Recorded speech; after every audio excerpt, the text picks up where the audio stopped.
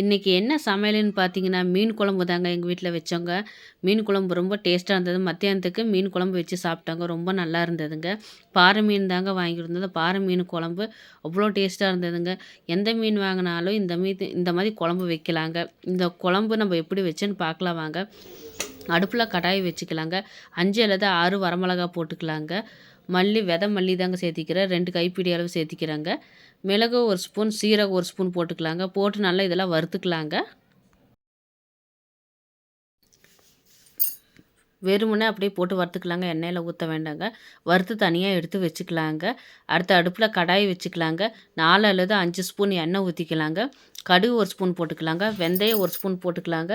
அப்புறம் பெரிய வெங்காயம் 2 வெங்காயம் கட் பண்ணி வச்சுருக்கிறேங்க. வெங்காயம் போட்டுக்கலாங்க. வெங்காயம் போட்டு நல்லா வணக்கிக்கலாங்க. வெங்காயம் நல்லா கலர் மாறட்டுங்க. கலர் மாறி வந்தால் தான் டேஸ்ட் நல்லாயிருக்கும். சின்ன வெங்காயம் வேணும்னாலும் போட்டுக்கலாங்க. நான் பெரிய வெங்காயம் தாங்க போட்டிருக்கேன். அடுத்து 2 பச்சை மிளகா கட் பண்ணி போட்டுக்கிறேங்க. பச்சை மிளகா போட்டு இது கூடவே ஒரு 4, 5 பல் பூண்டு பொடியாக கட் பண்ணி சேர்த்திக்கிறேங்க. கருவேப்பிலை தழை போட்டுக்கலாங்க. தேவையான அளவு கருவேப்பிலை தழை போட்டுக்கலாங்க. போட்டு எல்லாம் ஒன்றா வணக்கிக்கலாங்க. நல்லா வணங்கி வரட்டுங்க. அடுத்து தக்காளி பாருங்கள். ஒரு 5 அல்லது 6 தக்காளியாட்ட பொடியாக கட் பண்ணி வச்சுருக்குறாங்க. இதையும் சேர்த்திக்கிறேங்க. இது கூடவே சின்ன வெங்காயம் ஒரு 20 பல் சின்ன வெங்காயம் மட்டும் சேர்த்திக்கிறேங்க. பூண்டு ஒரு 5 அல்லது 6 பல் பூண்டு சேர்த்திக்கிறேங்க. இதெல்லாம் போட்டு அரைச்சிக்கலாங்க. பாருங்கள், இது பொடி பண்ணிக்கலாங்க. அப்போ தாங்க மிக்சியில் அரையும். அடுத்து இந்த வெங்காயம், தக்காளி, பூண்டு இதெல்லாம் சேர்த்திக்கலாங்க. சேர்த்து அரைச்சிக்கலாங்க. பாருங்கள், நல்லா வணங்கிருச்சு பாருங்கள். இதோடவே நம்ம சேர்த்திக்கலாங்க. இந்த மசாலா எடுத்து இந்த வெங்காயம் வணங்கிருச்சுங்க. இதோடவே சேர்த்திக்கலாங்க.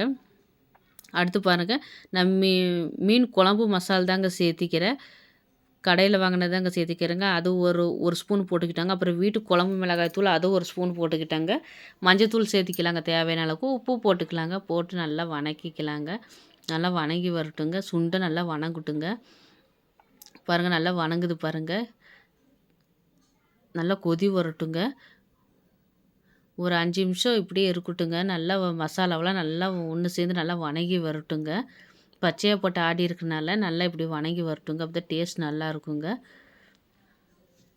பாருங்கள், நல்லா வணங்கி வந்துருச்சு பாருங்கள். இந்த ஸ்டேஜில் நம்ம என்ன பண்ணலாம்னா கொஞ்சம் புளி தண்ணி ஊற்றிக்கலாங்க. பெரிய நெல்லிக்காய் சைஸ் அளவுக்கு புளி கரைச்சி வச்சுருக்கேங்க. புளி ஊற்றிக்கலாங்க. புளியை நம்ம உரப்புக்கு தகுந்த மாதிரி நம்மளுக்கு எவ்வளோ தேவையோ அந்த அளவுக்கு ஊற்றிக்கலாங்க. நான் பெரிய நெல்லிக்காய் சைஸ் அளவுக்கு நான் ஊற்றிக்கிறேங்க.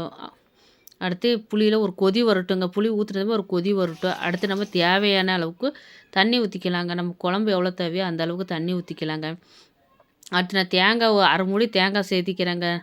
தேங்காய் சேர்த்தி அரைச்சி ஊற்றிக்கலாங்க. தேங்காய் வேணுன்னா ஊற்றிக்கலாங்க, இல்லைன்னா விட்டுறலாங்க. பாருங்கள், நல்லா கிளறி விட்டுக்கலாங்க. கிளறி விட்டு நல்லா குழம்பு நல்லா கொதிக்கணுங்க. குழம்பு ஒரு 15லேருந்து 20 நிமிஷம் நல்லா சிம்லேயே வச்சு நல்லா கொதிக்க வச்சுக்கலாங்க. பாருங்கள், எண்ணெயில் தனியாக பிரிஞ்சு வருது பாருங்கள். குழம்பு நல்லா கொதிக்கணுங்க. அந்த மசாலாவெல்லாம் நல்லா வெந்து வரணுங்க. நம்ம ஏன்னா மீன் போட்டதுமே 5 நிமிஷத்துக்குள்ளே வெந்துருங்க. 3 நிமிஷங்கிறதே அதிகம்தாங்க, வெந்துருங்க. பாருங்கள், நல்லா கொதி வந்துச்சுங்க. நல்லா அடுப்பை குறைச்சிடலாங்க. மீன் போட்டுக்கலாங்க. மீன் எப்போதுமே உப்பு மிளகாத்தூள் போட்டு நல்லா பெரட்டி வச்சுக்கலாங்க. கழுவுனதுமே உப்பு மிளகாத்தூள் போட்டு பெரட்டி வச்சுருந்தேன்னா அது கொஞ்சம் காரம் பிடிக்குங்க. பாருங்கள், மீன் போட்டாச்சு. மல்லித்தழை தூவிக்கலாம். நல்லா மீனெல்லாம் உள்ளே போகும்போது நல்லா இப்படி கலந்து விட்டோம்னா நல்லா உள்ளே போயிருங்க. பாருங்கள், உள்ளே போயிடுச்சு. ஒரு 3 நிமிஷம் இருக்கட்டும். 4 நிமிஷம் அப்படியே மீன் வெந்துருங்க. பாருங்கள், மீன் நல்லா வந்துருச்சு பாருங்கள். நம்மளுக்கு சுவையான மீன் குழம்பு ரெடி ஆயிடுச்சு. சாதத்துக்கு போட்டு சாப்பிட வேண்டியதாக அவ்வளோ டேஸ்ட்டாக இருக்குது. இந்த மாதிரி நீங்களும் உங்கள் வீட்டில் மீன் குழம்பு ட்ரை பண்ணி பாருங்கள். ட்ரை பண்ணி பார்த்துட்டு எப்படி இருந்ததுன்னு சொல்லுங்கள். சுவையான மீன் குழம்பு ரெடி ஆயிடுச்சு. நீங்களும் இப்போ இந்த மாதிரியே ஒரு நாள் ட்ரை பண்ணி பாருங்கள். எங்கள் வீட்டில் இந்த மீன் குழம்பு வச்சுருந்து சாப்பிட்டாங்க. அவ்வளோ டேஸ்ட்டாக இருந்ததுங்க. மீன் குழம்புன்னு பார்த்தீங்கன்னா காலையில் வச்சோன்னா மத்தியானமாக சாப்பிட்டா இன்னும் டேஸ்ட் நல்லா இருக்குங்க. வச்சுருந்து சாப்பிட்டா அவ்வளோ ருசியாக இருக்குதுங்க மீன் குழம்பு.